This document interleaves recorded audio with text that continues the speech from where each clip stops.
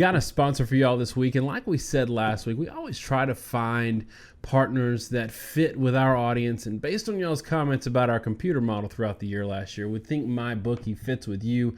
MyBookie.com, you're already placing bets with your buddy on the side. Go with somebody that's a little more reliable, that has a slogan that really summarizes who they are. You bet, you win, they pay. That's it. Don't worry, no headaches. If you win, you're going to get a payout. And they're great because they have other stuff besides just straight up lines. They've got a lot of prop bets. Who's going to win the national championship? Who's going to win the Heisman Trophy? Who's going to get fired? And right now, if you sign up with a promo code CFBNerds on mybookie.com, they're going to do a first deposit match up to $1,000. Really doesn't get better than that. Check them out. mybookie.com, links in the description. College football nerds here to talk Georgia and Florida. This is a huge game this late in the season, huge game every year, and we are going to get nerdy with you on the numbers, but also talk about what we've seen with our eyeballs. We do watch the games. I know some of y'all like to think we don't. Josh, this is an interesting game to me because, and I want to let everybody know, just out the gate, the model's got this game incredibly close. Vegas had this game, I think, the line open for Georgia laying 6.5, and now it's 3.5, which is a data point too. That's interesting to see what the public thinks about that. But if you look at Georgia's schedule and you look at Florida's schedule, take their best game out, which I think matters too, and we'll get to that in a second. These schedules look very similar, very, very similar. And yes, South Carolina did beat Georgia and did not beat Florida, but it was also a close game. Are these two teams just really, really, really close, given everything, all the data that's coming at us right now? Is this really just barreling into just a pick'em situation on the field come Saturday? I think it is in a lot of ways. I think my takeaway would be that Georgia's probably a little bit better on defense, as good as Florida is. Georgia may be a touch better. I think Florida offensively is not maybe, quote, as good, end quote, but due to the scheme and the kind of the productiveness they've gotten out of Trask, one, they've been a lot better team under Trask. Two, they're a better scoring team. But when you kind of put it together, they balance out quite a bit. They're not all that different. With Trask at the helm, Florida's a good but maybe flawed in some ways offense. Georgia's been much the same way. You can see that the ceilings are high in both teams. Both defenses are very good. Both defenses are very athletic. They're similar teams, and it's hard to say right now definitively that one is much better than the other, even though early in the season we thought that would be the case. It just hasn't panned out that way. Yeah, and I do think, and I want to just start out again talking about something early and just kind of get it out there. A lot of the numbers for Florida and a lot of even the perception for Florida is based on some with Felipe Franks, some with Trask coming in cold against Kentucky, and some with having really key players like Tony and Grenard and Zuniga out, who are all coming back for this game. So is there the potential to say, okay, we know these players are good, and to fall into a trap of giving them too much credit because we feel like we can throw out all the bad and accept all the good without seeing what this team is like? Maybe there really isn't that much drop off when you lose these guys, or maybe there is. Is there the potential to give them too much credit coming back and to automatically assume Florida's going to win the game, or automatically assume they're going to play way better than their numbers are without them? I think there probably is. We see this a lot, that everybody kind of wants to point to one injury, another injury for the whole reason they lose. And there's certain times that can happen. I mean, there's key guys that can be out of a game that can really swing it. I think that tends to happen more, though, really with offensive players than defensive players. Defense is defined more by your weakest link than your best player most of the time. Huge pass rushers are important, and I get that with Green. But a dominant pass rusher can sort of make a team, but in the college game, it really is more defined by how good your unit is as a whole. I think the injury exceptions come with either mass injury right now, and I will say right now that's happening to Texas. LSU kind of gets dinged a lot for, well, they only beat Texas by a narrow margin. Everybody ignores it. It was like 6 starters at this point. They were out. I think they were out 6 starters from that game. And I say that because Florida fans should be able to empathize, or should empathize. I don't blame you for not necessarily empathizing with Texas, but you can understand it. They've seen their defense just get decimated and fall apart. 2 guys is not that kind of situation. That's not a total loss of depth, even if they're really good. I mean, Zuniga did play into the third quarter against LSU. I know he was banged up, but the point is, for most of that game, they were still giving up yardage, and they were only really out 1 guy. That doesn't change the whole scheme of the offense or defense in the way that maybe having a quarterback out can totally derail an offense. Just not the same thing. We saw what happened to Notre Dame this weekend against Michigan, and you and I, we did a preview in this game, and for some reason Michigan was favored, and we didn't, the comments killed us for saying this game was going to be close. I think we picked like a 1-score game for both. You started out in the show thinking Notre Dame pretty comfortably, and then almost talked yourself into throughout the show saying, I want to pick Michigan. I can't pick Michigan. I want to pick Michigan. All that to say, you and I both had concerns about Notre Dame at that point, and a lot of it came from the USC game. We felt that was a canary in the coal mine. So we both still feel very good about LSU. But if we're looking at these 2 teams who are really close, are you a little concerned with the fact that Georgia has a loss to South Carolina and has a real struggle win against a team that may not be that great? Yeah, frankly. It's tough to understand how Georgia's in the position they are. When you look through the resume, like you said, we did the preview for Notre Dame, Michigan. It's funny, I just saw we get YouTube comments pop up sometimes, and somebody was saying there's as he put it, a disturbing lack of crow eating in the comment section, which made me feel a little warm and fuzzy inside, because we did spend like half the video talking about how Michigan has played poorly, but if they played to their potential and Notre Dame played to where they've been, that game could go the other way very easily. Notre Dame kind of played that kind of game against Georgia, in my view. I mean, they had to play small ball the entire game. All they could do was throw at the tight ends. They couldn't really move it at all. And Georgia just couldn't score. I mean, they really should have been able to put it away on Notre Dame. What Michigan showed when Michigan was clicking, they have really talented guys offensively that they haven't been able to use. They finally clicked, and they just kind of ran away with it. And Georgia, that's what we thought you were going to look like this year. That Notre Dame-Michigan game, that's the Georgia that I thought we were going to see.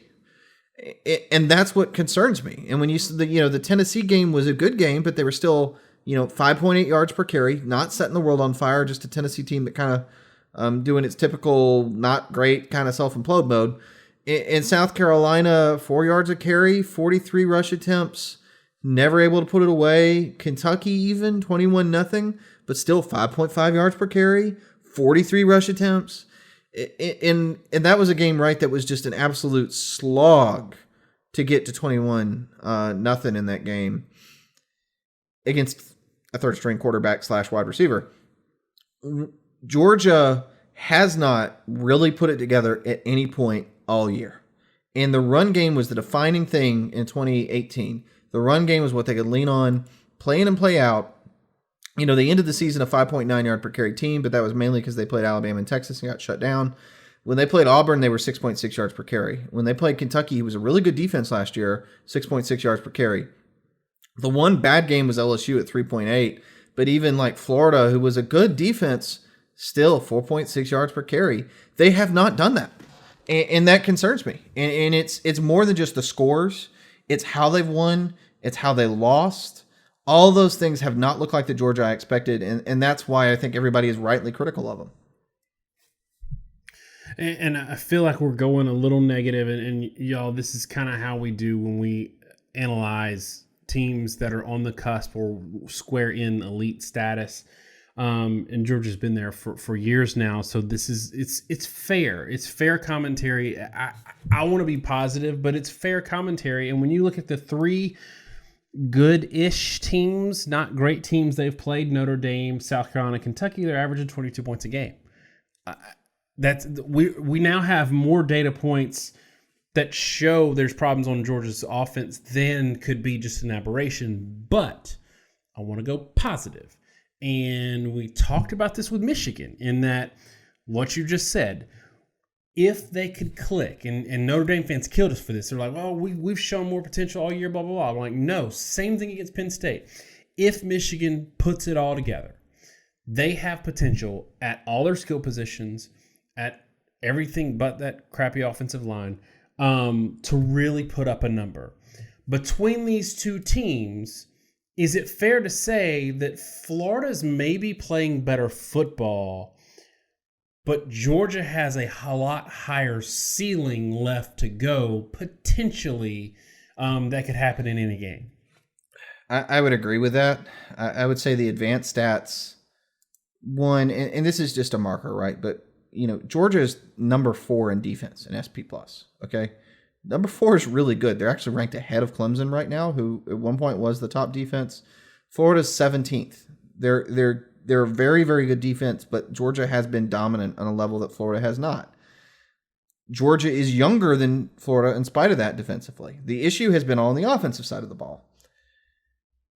Offensively, Georgia has really highly touted players. Pickens is a 5-star receiver. Demetrius Robinson was a 5-star receiver. You get Cager, who, when he went out of the lineup, I think really hurt him because it was the one guy that was really the polished veteran guy. But the rest of the roster, Blaylock or what have you, are all really talented players.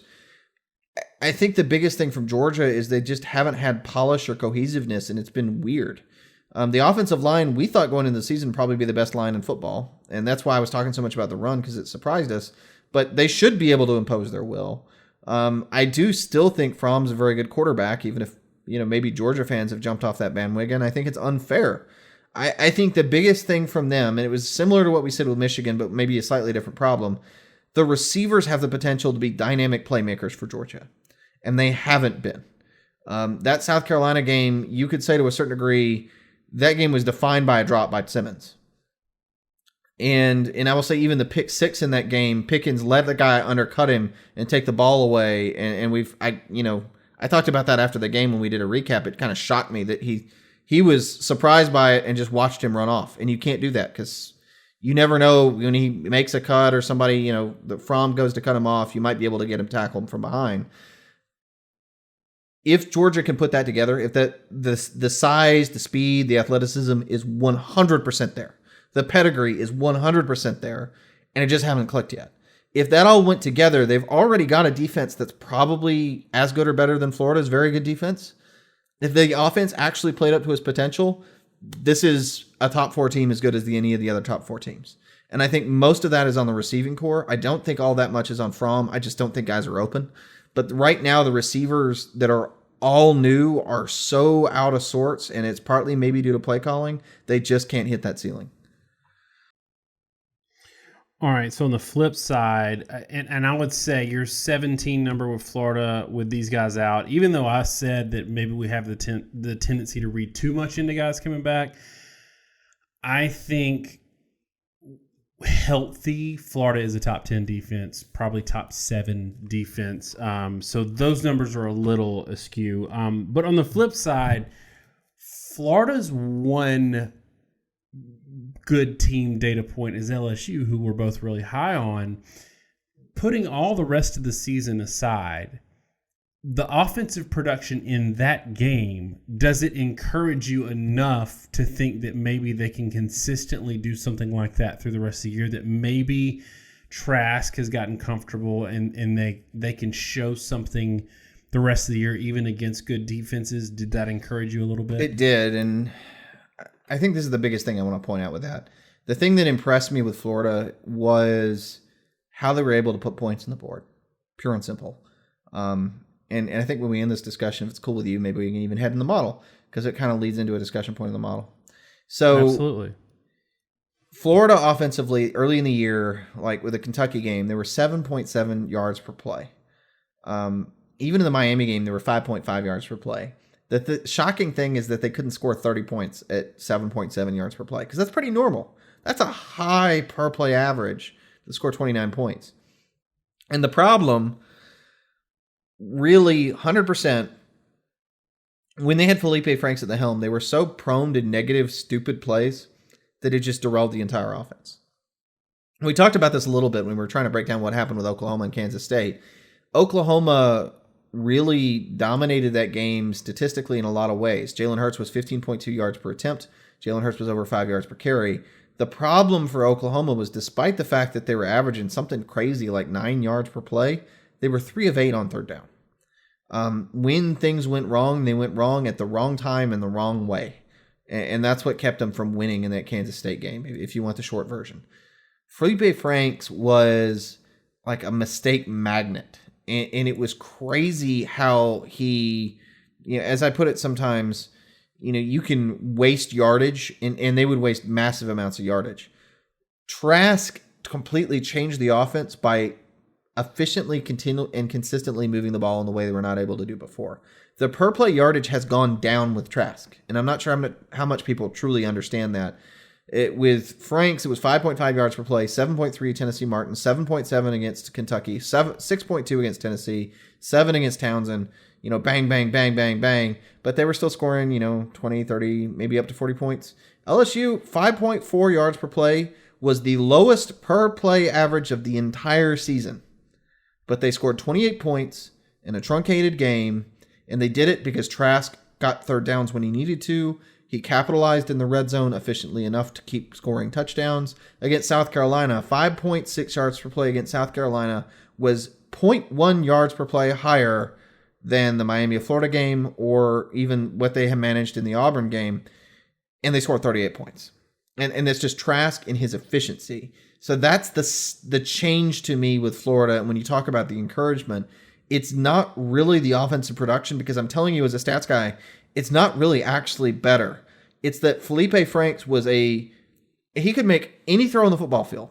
I mean, truly any throw. And he's probably going to get drafted because of it. And we've talked about this before and gotten mocked. I actually think Felipe Franks might even, he might get on a roster, wouldn't shock me, way higher than people expect, because of his ability to make certain plays. The problem is the negative plays, the inconsistency, and missing easy plays. They killed him. Trask is just running the offense better, and it's scoring more points. That's the most that's the most feel-good thing about Florida, because if you're able to do that and sustain drives, you can capitalize, just like Kansas State, who got dominated statistically, was able to beat Oklahoma because they actually did convert 50% of their third downs. And even though they were 7.6 yards per attempt, half the per attempt average that Jalen Hurts had in the game, they converted more third downs than Hurts did. That wins you games. Key plays, lack of turnovers wins you games, and that's what Trask is good at. All right, so long monologue aside, but basically talking about how awesome Trask was and trying to break it down. Let's touch on the model a bit. So both these teams have heard the spiel. I'll give you the 60-second version. We usually have a link below if you want to have more information, but I say too much anyway, just like I did. Basically, per play stat model, we look at how you did against your opponents, relative strength, build an idea of what your team looks like, and then build a unique scoring model for each team. Let the computer decide what your team needs to score and how your team responds in given situations, and spit out a prediction and a score based off that and your own team's history, without me sticking my finger in the pie and telling it what's important.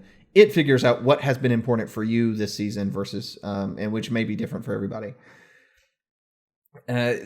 This game is interesting because statistically, again, Florida has the reputation for being the better, a really good defense. And I think people know Georgia's a good defense, but I think it's fallen to the wayside a little bit because of the offense. One of the main stats we generate is something called percentage of opponent averages allowed. So if your opponents average 8 yards per carry and you go up 6, that's 75% of their averages. The first thing I would note in this game, Florida's defensive statistics, and you could say it's due to injury or whatnot, are not particularly good relative to their competition. Florida's allowed 99% of opponent rushing averages, 92% of opponent passing averages. that is just what it is. I mean, Florida is holding teams to, offensively about, sorry, my computer freaked out on me, about 3.8 yards per carry. But, and this is a big but, Florida has played 2 FCS teams. And when you take that out of the mix, Florida is actually holding teams to 4.3 yards per carry. Teams average 4.3 yards per carry that they've played. So Florida's holding teams right at their average. I mean, that is what it is. A lot of it is a bad, really, really bad game against LSU, but it is concerning. Georgia's holding teams conversely to 78% of their averages, and that's really, really good. Now, we've seen that in the 50s and 60s from top-end elite teams, so that could be better, but anything below 80% I would say is very good to elite. I usually put elite really below 75%, but you're on the border of it. Pass defense, again, Florida, 92%. Everybody's a little bit inflated by playing some cupcakes, so 95% is really about what you want to be as a P5 team. 92% is just okay, given opponent averages. Georgia at 80% is really good. It's hard to hold teams below their averages in passing. That's why passing teams translate better offensively than run teams. We see this all the daggum time. Georgia's defense, whatever the rank, and this is why SP Plus ranks Georgia so much higher than Florida, because it sees the same thing. Relative to the competition level, Georgia's performed at a much higher level. So you take all that, you look at how each team has done relative to their competition and where the offenses are at. The interesting thing is the difference between the score and the point prediction, or the yardage prediction, I should say. Georgia is predicted to have about 6.4 yards per play. Florida is predicted to have about 4.7. Now that's, 6 yards per carry, 7 yards per attempt. That's a not great passing game, but a good run game. Florida is expected to not really be competent. I usually say about 4.5, 7.5 in either side. So Georgia leads 6.4 yards to 4.7. And the model predicts Florida wins 28-27. And the short version, before I kick it back to you, because I've been speaking way too long, which I blame you for this. Short version. Ha ha ha. I tried to kick it back, by the way, guys, and he's like, no, just do the model, and then I'll cut in later. They don't want to see my face anyway. I might have editorialized that a bit. But it really is due to the fact that Georgia has not done a very good job of converting yards into points. And that's why we've had so much discussion about this to sort of lead up to the model and what it's telling us. Georgia, when they've gotten, good yardage, like 5 yards per play, they put up 17 points on South Carolina. And what they've been able to do with Trask at Florida, they put up 0.3 yards per play more, and they scored literally twice as many points. That's a big deal. And that's why Florida is predicted to win this game, despite the fact that Georgia is predicted to have a significant yardage advantage. All right, I'm going to give my score. And I looked at the camera because I wanted to smile at the camera, because Florida fans have been on us all year, and particularly me, for not being on their team. And for once, I'm going to pick your team, and I hope this isn't the kiss of death, although me picking against you has sometimes been the kiss of death too. So I think this is a close game. A couple of things. I do think Florida getting these injured players back is a big deal. I do think that Florida has more dynamic pass catchers and not just a wide receiver at tight end as well. I don't think Florida's going to run it very well. I think Georgia will run it okay, but the scoring efficiency thing is a thing. We talked about it. We've got the 3 decent game data points to show that they kind of are who they are. Florida, even banged up, is a better defensive team than South Carolina, than Kentucky. The Kentucky game was in a monsoon, I get it. Florida's going to be back. They're going to be healthy. I think Georgia will turn the ball over. I think they will have a lot of those yards and turn the ball over again in this game. Give me Florida 23, Georgia 21, and Florida wins the SEC East this weekend. Interesting. So there's one thing to me that really hinges, this game will hinge on, in my view, and I may be wrong on this, but I am concerned about Florida's run defense, and I'll tell you why. One, in the LSU game, Florida gave up 9.1 yards per carry. Now, Florida, there were a couple injuries. I understand that. There were the fact that Florida was struggling with LSU's run offense, and I get that. LSU has only managed 5 yards per carry in one game all year. 5.03 against Vandy. They were 3.4 against Mississippi State. They were 4.1 in that game last week against Auburn. 9.1 was an awful result. I will say though, Clyde Edwards-Helaire had like a $146, $136, and 5.1 per against that Auburn defense. So a lot of that was sack yardage. So I think some of that is hidden, although 9 is ridiculous. But it'd be better if it wasn't an isolated case. But to, again, talk about like the South Carolina-Florida game. You know, Florida wins that game 38-27, but South Carolina ran the ball fairly well. 5.05 yards per carry. Again, that's over 4.5 mark. That's effective. The thing is, that's like right at South Carolina's average and worse. That's at South Carolina's average if you were to consider the Charleston Southern game. In truth, South Carolina's average on the season is about 4 yards per carry. The only games where South Carolina ran for more than they did against Florida was in Kentucky and at Charleston Southern. North Carolina held them to less. Missouri held them to 0.67 yards per carry. Georgia held them under 4. Tennessee held them to 2.6. I've got real concerns about Florida's run defense after the past few weeks. And the model is saying that Georgia's going to run for almost 6 yards per carry. Okay, my prediction in this game, I think Georgia comes out and shocks some people. I think this game is the game where Georgia's run offense shows back up. It's going back out on a limb a little bit. We haven't seen it so far from Georgia, especially given the fact that the offensive receivers haven't taken over. But LSU was able to lean on the run. South Carolina was able to run it well. I think Georgia's able to run it well. And I think Florida's offense is going to struggle more than people expect because Georgia's defense is much better than any defense that Florida's faced at this point. Auburn? And even Auburn. Again, Georgia's defense is underrated. They are a top 5 defense nationally. They just are hidden by the fact that the offense can't score.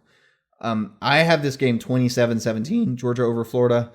And I will end with one point. It's interesting to me, and we talked about this before, we don't base our predictions in any way, shape, or form on the spread. I mean, the model is completely independent of that, even though it usually is within a few points. It's interesting to me that this line opened at 6.5, has dropped to 3.5. Georgia. It kind of hints to me that, you know, really, I think Florida maybe is the pick. My prediction here is a little bit on a limb, and I think it's that Florida's run defense may get exposed, and I may be proven completely wrong due to those injuries. And I think really your decision on this game, in my opinion, should hinge on how much stock you put into the effect the injuries have had on Florida's defense. Because I think that really depends on whether or not Florida's able to shut down Georgia's run. Because if they do, I think they win. All right, so your hate mail in the comments, make sure that they are addressed to Josh if you're a Florida fan. So far this year, they could have been addressed to both of us, but now just to Josh. It's interesting too, Josh, that between the two of us, I'm usually the gut person, and you're the one that's more honest to the data. And in this case, I'm being honest to the data that we've seen from Georgia so far this year, and you're going on your gut on what I think is a really reasonable take. I'll put it to you this way. I think if Georgia wins this game, it's a very wide margin. I think it could be even wider than your prediction. If Florida wins this game, it's really close. I think they win the game because I don't think Georgia's offense is there, but I don't think this is a close, ugly win for Georgia if they win it. All right, y'all, that's it for our Georgia and Florida preview. Get at us in the comments and let us know how we were right or wrong. We love it when you tell us we're great. That's good too. But we don't mind if you disagree with us as long as you don't bring your flamethrower. Thanks so much, y'all. Have a great week, and God bless.